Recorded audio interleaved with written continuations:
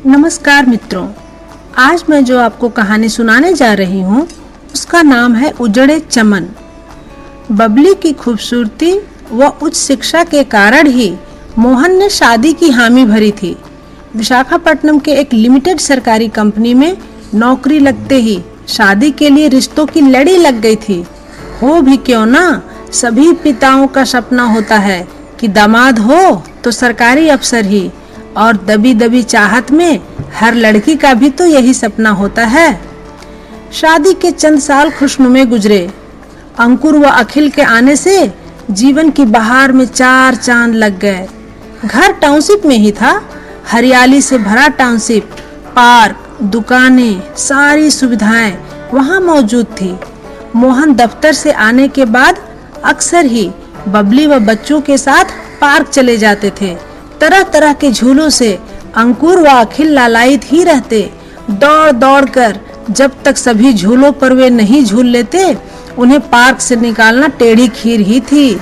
झूला झूलकर पार्क के किनारे नारियल पानी बेच रहे अप्पा राव के पास जाकर खड़े हो जाते।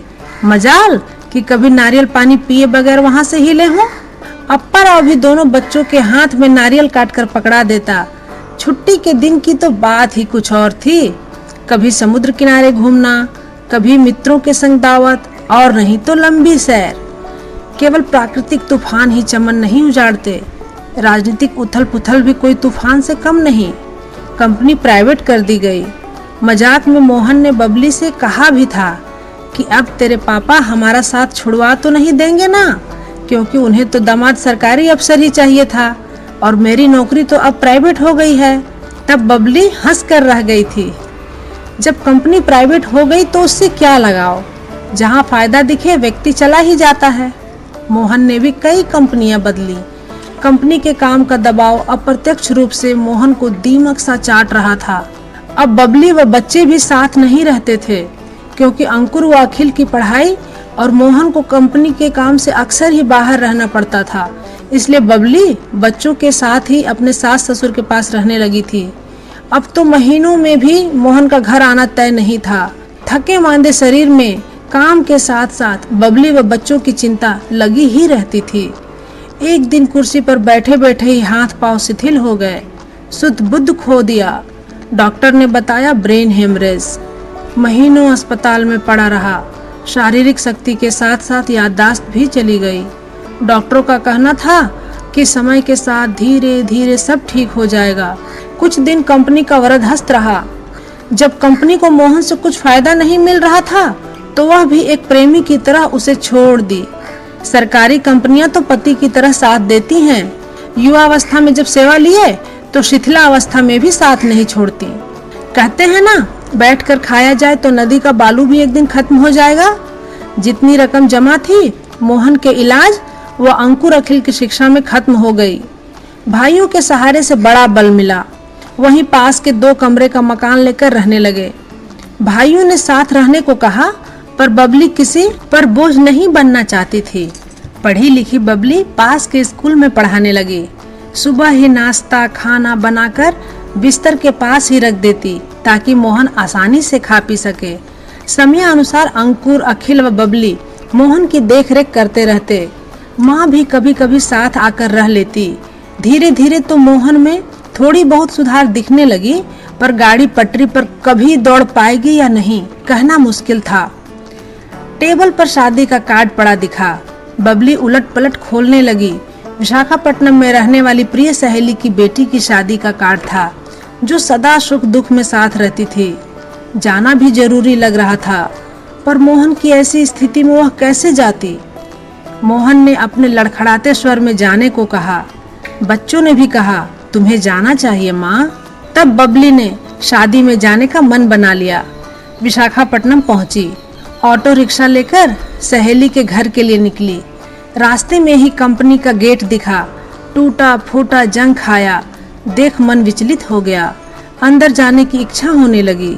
ऑटो वाले से अंदर ले जाने के लिए कहा। ऑटो वाले ने कहा, अंदर कुछ नहीं है, कंपनी बंद हो गई है। बबली ने कहा, बस तुम अंदर ले चलो। अंदर उसका क्या था, वह उसे कैसे बता पाती। पार्क के पास ही ऑटो रुकवाकर नीचे उतर गई। सभी झूले टूटे फूटे लटक रहे थे। अंकुर व अखिल जैसे हजारों बच्चों को हंसाने वाले झूलों को भी कोई रोग लग गया था। चितियाए काले से जर्जर लग रहे थे। बबली उसे कैसे बताती कि वह भी तो जर्जर हो गई है। उसने अपने आंसू पोंछ लिए, इस कारण गालों पर कोई निशान नहीं पड़ा।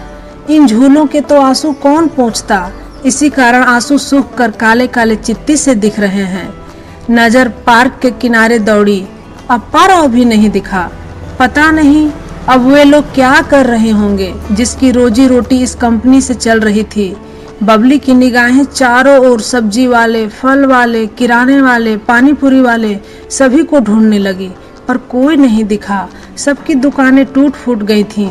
अंकुर व अखिल का दौड़ दौड़ कर दुकान में जाना, चिप्स और चॉकलेट के लिए जिद करना याद आने लगा।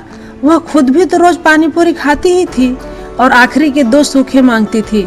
एक मोहन को खिला देती और एक खुद ही खा लेती थी। हालांकि मोहन को पानीपुरी पसंद नहीं थी, पर जब बबली मुंह के सामने ले जाती तो मोहन खा ही लेता था। अब सालों हो गए खाए और खिलाए। डबडबाई आंखों की बूंदें गालों पर लुढ़क आई। पैदल चलती हुई घर की तरफ जाने लगी। घर के चारों ओर जहां गेंदे, गुलाब और जास्मीन अपनी चहक और महक से सबको सराबोर करते थे, वहां कटीली झाड़ियों ने सबको कुचलकर अपना साम्राज्य खड़ा कर लिया है। बबली इन सभी झाड़ियों को डंडे से मारती हुई किनारे करने लगी। मन तो करता कि उन उद्योगपतियों और राजनीतिज्ञों पर भी ऐसे ही डंडे चलाए जो अपने फायदे के लिए अंधे हो जाते हैं। जिस दरवाजे पर तोरण व रंग बिरंगे पर्दे लटक रहे थे वो तो था ही नहीं। सभी सामान जिसे निकाल कर ले जाया जा सकता था पूरी तरह निकाल लिया गया था। टूटी फूटी दीवारें खंडहर सी लग रही थी। जिस फर्श को बबली धो पोंछ कर चमकाती व चमकवाती रहती थी वो भी पूरी तरह टूट फूट गई थी।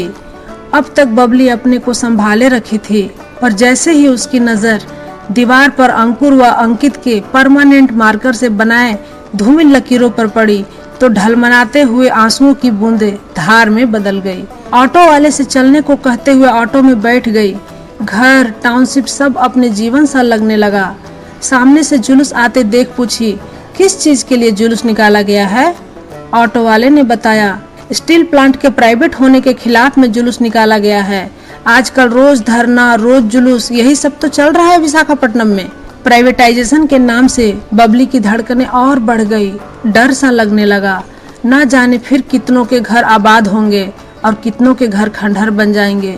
घुटन सी लगने लगी राजनीतिज्ञों से, उद्योगपतियों से और अपने उजड़े चमन से।